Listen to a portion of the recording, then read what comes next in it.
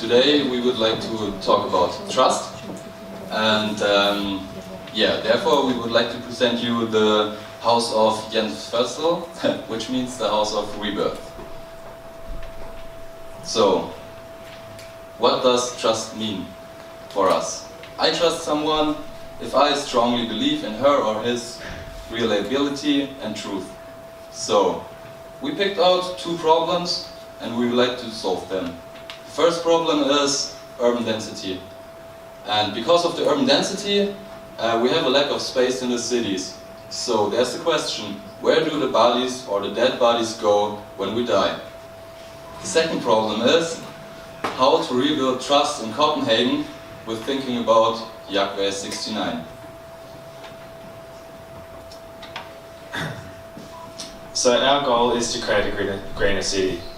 As urban density increases, we strive to keep more citizens in the city as they pass, as well as ensuring their legacy is left behind for the future generations, solving the lack of burial space along the way.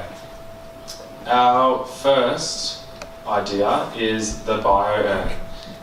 It's a cremation style burial where we combine the ashes with soil plus a seed of your choice to create a low cost and innovative way of bringing life to death as you grow and as you watch it grow. Our burial style, we use organic burial pods, biodegradable caskets if you like, which cradle the person's remains as their life creates new life. You can see it over there. Which maintains, and you can also maintain your relationship with your loved ones by maintaining the plant. So I'm pretty sure that most of you don't trust cemeteries because they're really scary. But in Copenhagen, there are people they trust in them because you see them walking around, reading some books or having a picnic at the cemetery. So that's a vision of the future we would like to work on. We would like to build up green towers who influence the skyline with a forest born from Copenhagen residents. So, as the city grows, the forest will grow. And the idea could expand around the world. We would also like to build up a museum and explain our idea inside of this museum. That's the museum, how it would look like.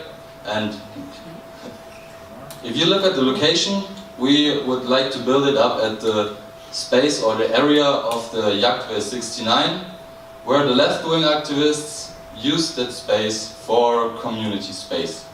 And to rebuild trust, we want to give them back this space and give them back the possibility for these community spaces. Also, we would like to create an app where where the people can find out something about the history of their ancestors and also can find the location of the burial trees. So our concept of bringing life to death in the form of a vertical garden is a concept that can be shared with cities all around the world to solve the issue of urban density and lack of green spaces.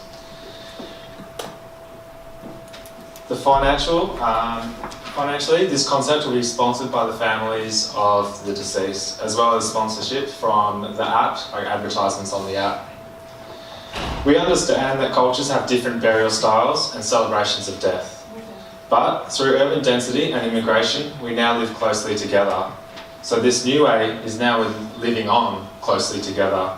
So with this, you can choose your own style of plant to reflect your heritage. So say, for example, you're from Mexico, you can choose a cactus.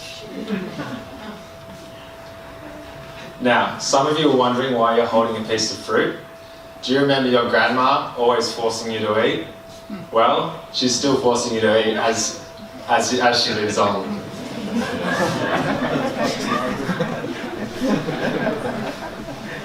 I would now like to finish with this presentation of a virtual tour of the museum and site where you can view the burial information and Jagtvej 69's history.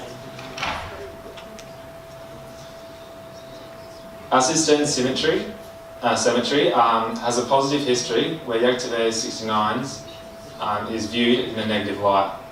By creating a connection with these two, we believe that the cemetery's reputation, story and purpose will be changed in a new legacy and bond of trust will be created.